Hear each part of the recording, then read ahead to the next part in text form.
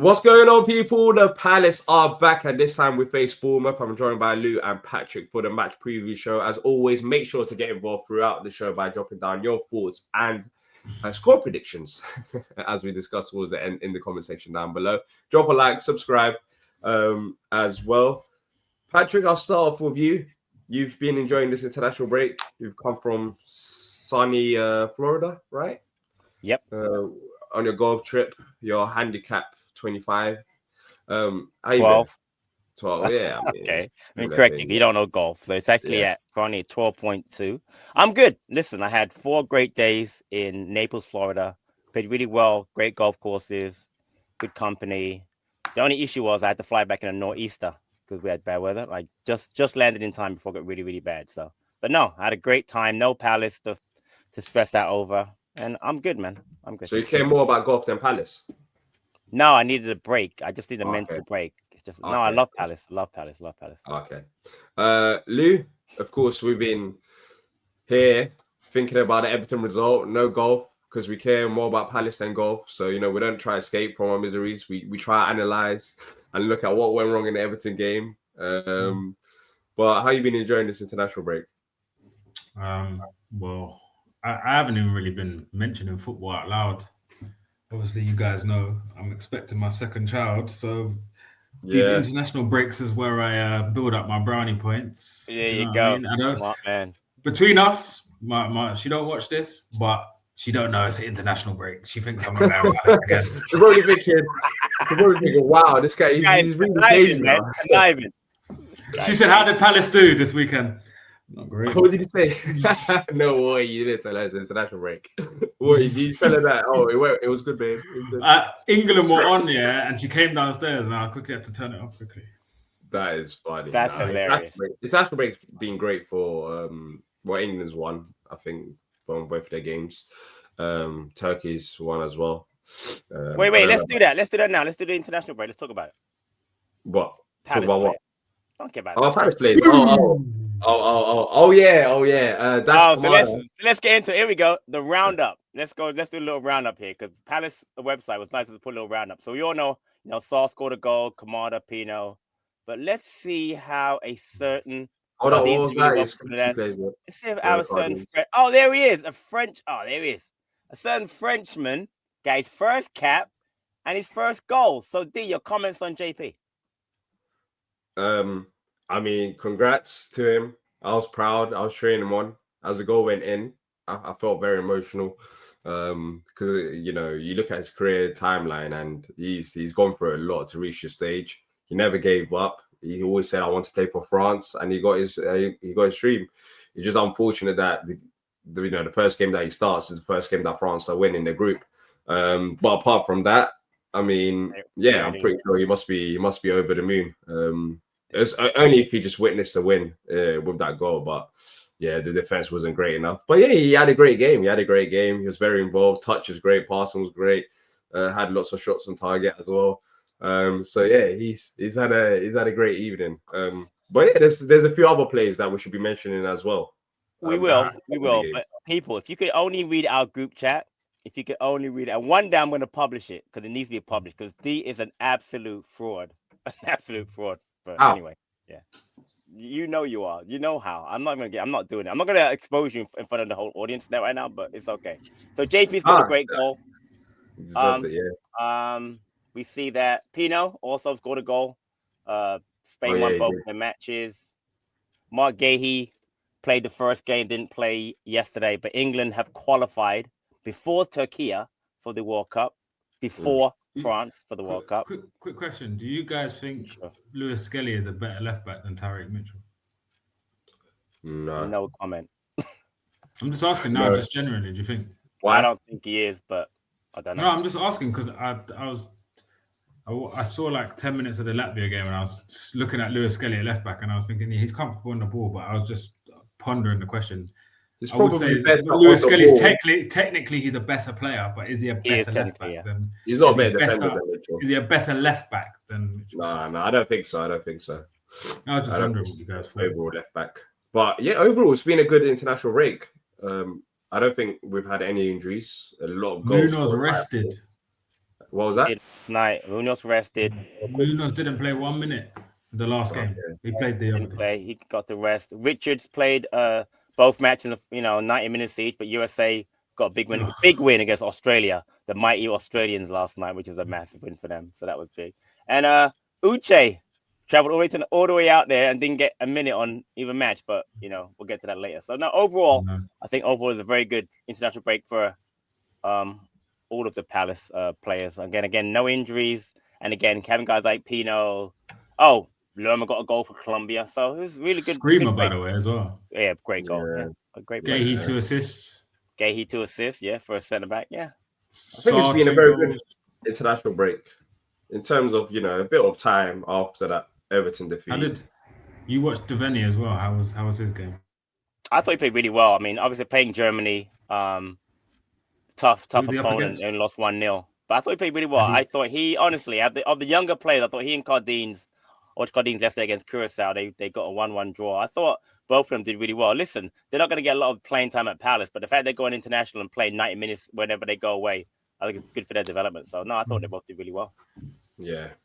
Now turning the focus back on Bournemouth, based on what happened in the Everton game, are we looking forward to this one? I mean, I am. I don't think the performance was bad against Everton. I think we've had a bit of time to reflect and also know that, there's always areas of improvement. So I'm pretty sure Glasner's had a little break. The players have had, not every player's played every single minute as well, which is good. Even Gay, he had that game off.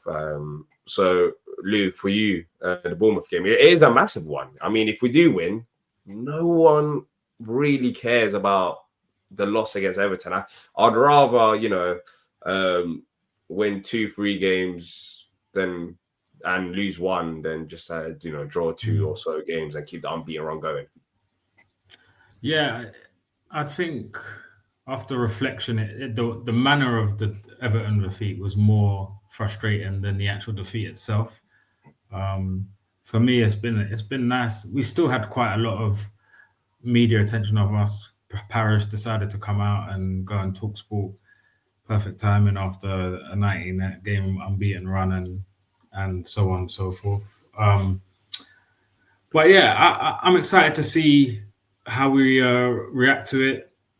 Like I always say, I prefer Glasner when he's had a week with the team or at least 3 or 4 days training.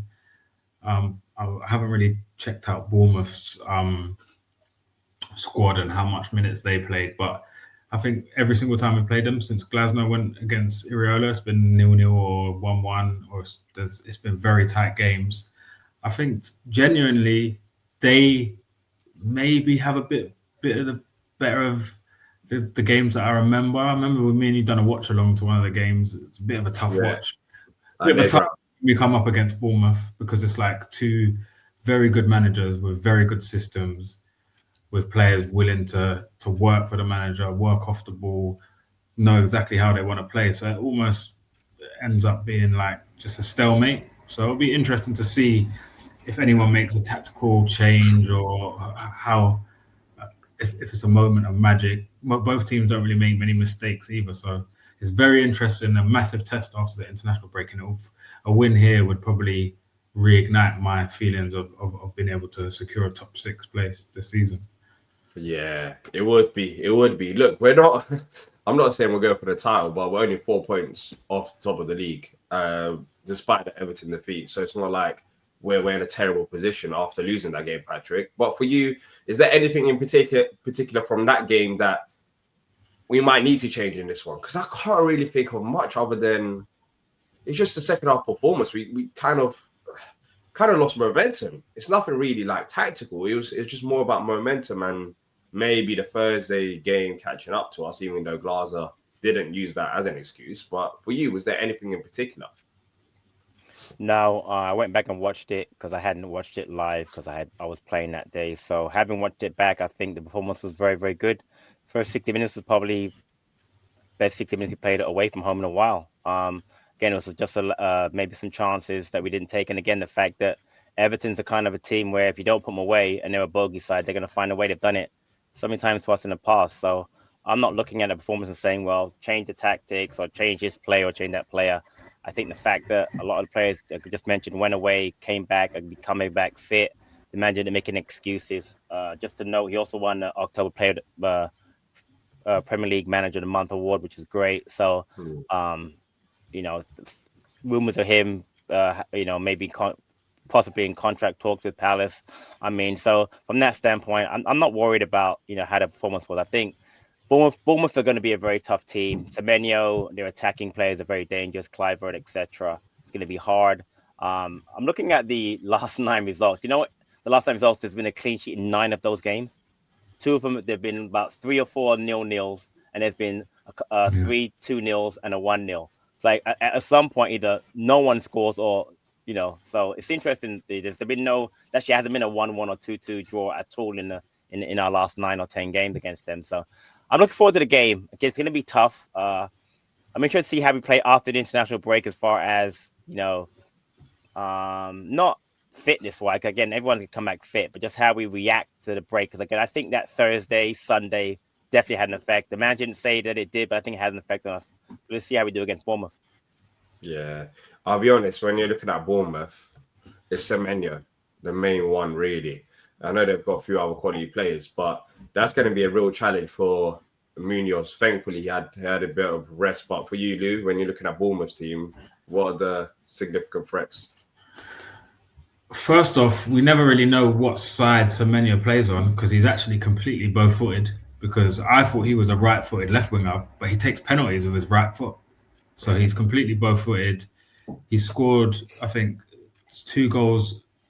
Was it 1 goal on the right, and he scored 2 or 3 on the left? He's a nuisance. Who else have they got on their team? Surely they play him on their left to face Munoz. I think Mitchell is a better defender, so they will know that. But I think it's whoever plays with him. If Clivert plays or Tavernier plays, I think it's whoever suits, or if it's Brooks. I think it all depends who else is playing. But yeah, I think Clivert's dangerous. Clivert's definitely dangerous. Evan Nilsson is a different sort of prospect for Lacroix. It isn't like the big man going up against. I think he'll probably move on to everyone. He'll run in channels. He'll chase down balls. He's not like a really potent finisher. I don't think he's got many goals this season. Maybe 1 away to Spurs. But I think he's a nuisance. I think collectively as a team, they're really good. Everyone knows their jobs. I'm quite a big fan of Brooks. I like Brooks. Obviously at the back, Diakate and Senesi have been solid. Trofei left back. I don't know. It will either be Arujo or no. They've got Jimenez from AC Milan at right back. He's been playing well. And they're just collectively, they collectively just got a really good team. And I think, like us, it's the manager. Everything stems from the manager. And I think it's a great test for both teams. But yeah, it's going to be very difficult, I think. Am I right in saying they play in a similar way to what we do? They're not like a heavy base possession team. They're a bit more direct. Every time I spoke to they play 4-2-3-1. Yeah, and not in terms of formation, but in terms of the approach to the game.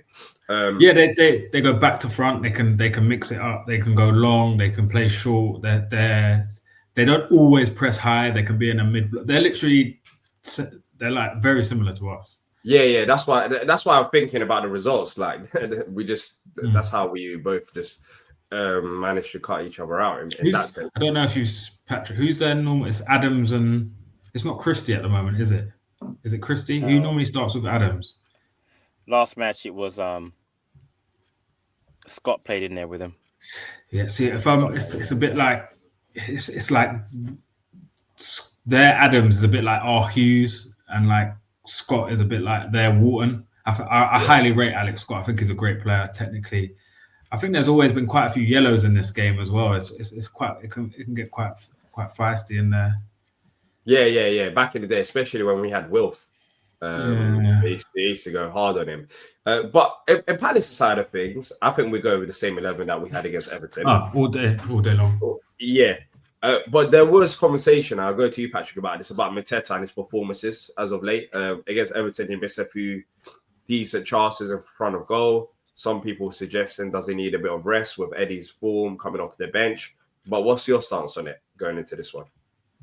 Nah, based on how he performed at France, the goals that he scored, he'll be on a high coming back from that. So I don't think you need to rest him. I mean, I can definitely see Eddie playing for instance, the League Cup game against Liverpool, the Larnaca game, those games, the Thursday games. But I think for the league, I don't think it necessary to rest him. Had he not gone to France and not scored that goal, I think maybe there's more of a thought along that line. But I don't think that right now you'd want to rest him. I think he's going to be in such a high on that first cap plus that first goal that I think that he's hasn't been rested, but I think he'll be ready, fit and firing to go. My personal feeling, anyway.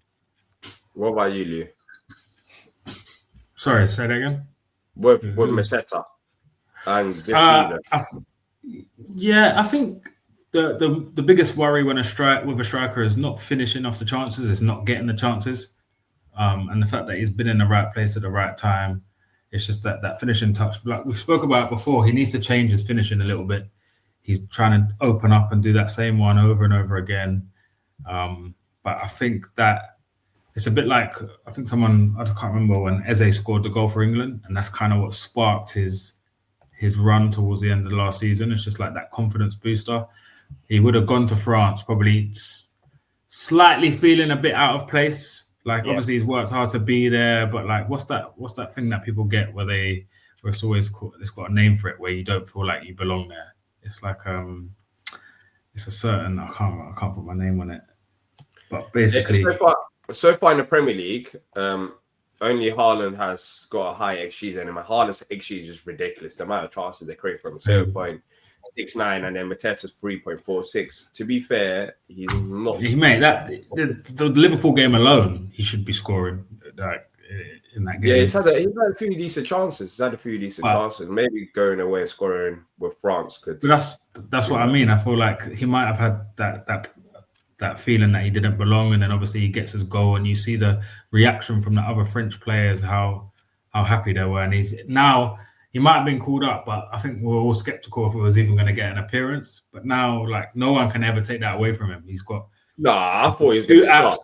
He's got 2 apps on a goal. Like, if it all ends here, like, no one can take that away from him. And I think he comes back into the Prem raring to go. Like, yeah, I might not go back into that squad, but when they did put me in, I scored. Do you know what I mean? So I have faith, and I think just a manager like Glasner is he's gonna play on that, and he's gonna use his man management. And he's a massive figure in the squad, so we need him to be firing and all. He is, but Glasner done this last season, Patrick, dropping in for I don't know how many games it was, like a few games to give him a bit. He wasn't fit though. What was that? He wasn't fit when he dropped him. Glasner didn't mention it though. I don't think it was about fitness. Was he not fit? Yeah, he come back from the Olympics and he wasn't fit. Oh, we're talking about that fitness. I thought we were talking about injury. No, but then he still played games at the start of the season, and eventually he didn't drop him straight away. He didn't. It was not that case. It was remember Eddie started a few games. But do you see anything like that happening at some point this season? If he does continue, let's say, missing chances as he has done in certain games, Patrick, do you see Glasner using that approach with Eddie maybe starting a couple of games, or do you think Mateta's position just, if he's fit, he starts? No, I mean, I'm going to say it again. People talking about the missed chances, and I get that. But again, let's just go through it. Without him, we don't beat Villa, we don't beat West Ham, we don't beat Fredrikstad, we don't win the Community Shield. He scored so many important goals. Yes, he's missed chances. That's what strikers do. Lou made a great point. I'd be more worried if he wasn't in the position to get those goals than him missing it. Because strikers go through a phase where they might miss goals. So I agree with Lou. He's got to kind of change the way he is on some of those one-on-one breakaway type things. But I'm not worried about him not finishing chances. I think, like I said, there's going to be plenty of games that Eddie will get a chance to play in. Plenty of games. We've got the League Cup game coming up against Liverpool. We've got the Larnaca game, the Alkmaar game, the Sherborne game, the Strasbourg game. There's plenty of games that Eddie can play. And if there might be even a game on a Sunday after, if he let's say Jay plays on the Thursday, that Eddie will play on that Sunday following up. There'll be plenty of games for Eddie to play. It's not as though, remember, Eddie was also not fit and just is coming back too. So I'm not sure that I guess he got the goal against Kiev, etc. But I just don't think that worrying about Mateta's form right now is not an issue for me at all. Because again, I've been a big backer of his. And again, if he hadn't scored any goals this season, I'd be backing you on that. But again, he has scored important goals this year. He just happened to not score every chance he's had. So. Yeah. We saw the lineup against Everton, and it was very strong. It's just annoying that we lost that game. But I thought the midfield, if you can carry that performance from Kamada and Wharton going into this one, then our chances improve. I think Wharton was class, especially in that first half. Yeah, I definitely think like Saturday is.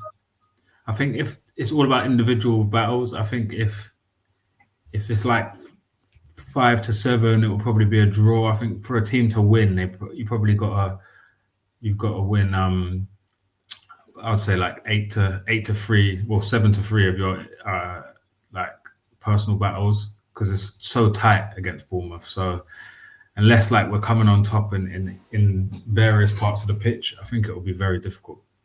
Yeah. Look, I think we've got the team. I think the players have had a bit of rest. Even when you're looking at the starting lineup, Henderson didn't play. Gahey missed the last game. Lacroix, of course, didn't feature. Chris, he did with the US men's national team. Mitchell, Munoz got a bit of a rest. Wharton, I don't know. I think Kamada played. Like we've been good, and even the players that have played, they've ended up scoring goals. Jeremy Pino. I don't know if he came off the bench in the second game for Spain, but I know he started first. He did 20 minutes. So yeah, so everyone's had a few minutes, nothing too crazy, and we're going into this game high on form. Anything else to mention before we move on to score predictions?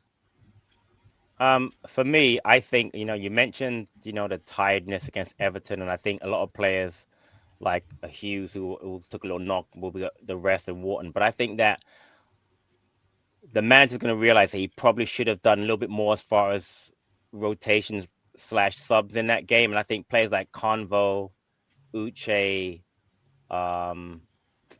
Sosa will get a little bit more run in this upcoming, like we got quite a few fixtures coming up in October, leading into November. So I think that you're going to see a little bit more rotation, I think, from certain players, because you're gonna have to use the squad better, because again, you can't be going Thursday, Sunday and having basically the same 10 or 11 players playing every time, because again, you saw what happened. I mean, he didn't say it, but I don't care what he said.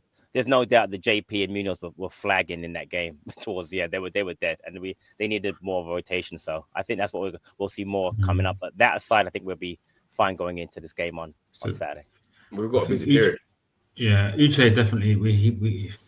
It's not been great the start. I think maybe the manager's probably thought he's not ready. He's not learned the system yet. But we're going to need those players. Okay. We need those players to step up.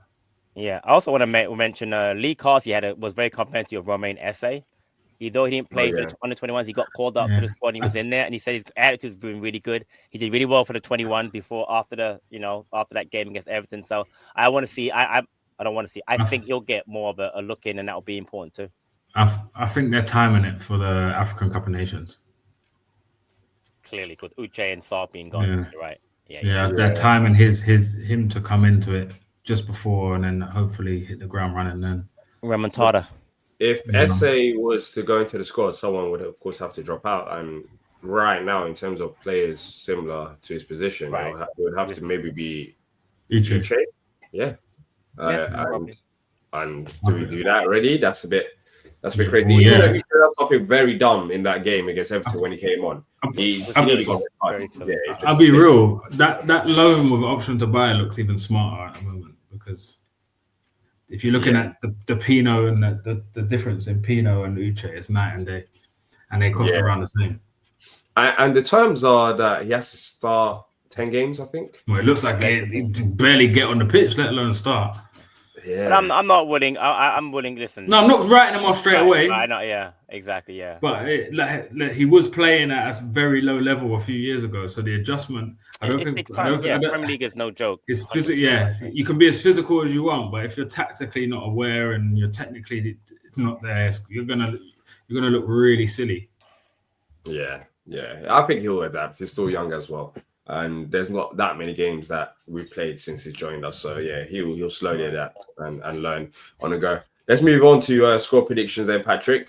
Of course. Well, right now, as you guys know, Bournemouth are fourth in the league.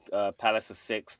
Last 5 matches, there's been 2 draws. The last 2 have both been 0-0s, and 2 losses by Palace. 1-0 away and 2-0 at home. And the last win, May 13, 2023, Palace won 2-0. I'll ask either one of you quickly who scored the goals. May what? May 13, 2023. 2020. Same player scored both. Eze. Yep. Bang.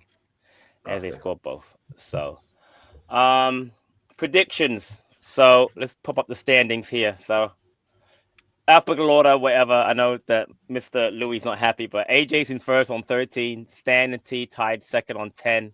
D, Nick tied with 7. Me and Louis tied 6th, and Xavier bottom feeder, bottom of the table. I need Xavier to get some points, man. You need to get some points. No.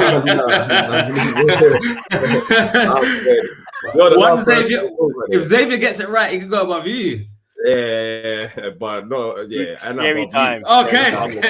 I need you to be last. So we'll start with AJ. AJ's gone 2-2 draw. Stan gone also 1-1 draw. T's gone 2-2 draw. So right now we've got 3 draws so far. Nick's gone 2-1 Palace, and so has Xavier gone 2-1 Palace. Before you start fighting, Louis, I'll go first. I don't start. I just want to make sure we don't get a little. I'll go before Patrick, but just put this down. Next time, D has to go the first on the preview. Yeah.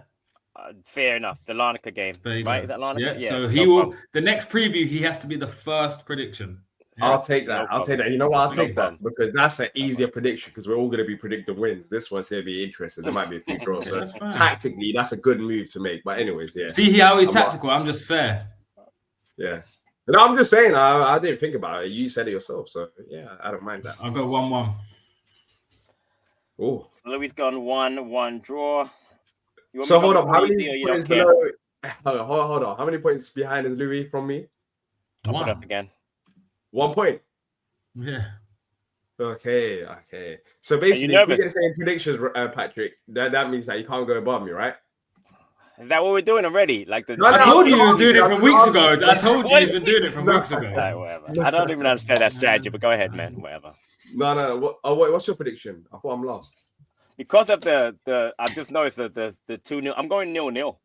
I'm going 0-0 out. I just don't think there'll be any goals. I'm going for a 0-0 draw. I just don't see any goals. I don't know why, but I am going for a 1-0 win. A 1-0 win. I like that. I like that. I back the boys. I like that. Yeah. I like that. I feel like yeah, exactly. I like that. That's the first time you've actually had some bollocks, mate. No, I agree with that. I need the gap. I can't be down there with you. I need to start getting points. Like it was all fun and games, trying to be close to you lot, but enough is enough. I need to. Also, he admits that he's been okay. Did you just see that? No. I haven't been right there. I've been trying to. No. I haven't been admitted. I'm just saying, like, enough is enough. Look, he just showed you. You showed your cards. I'm locked in now.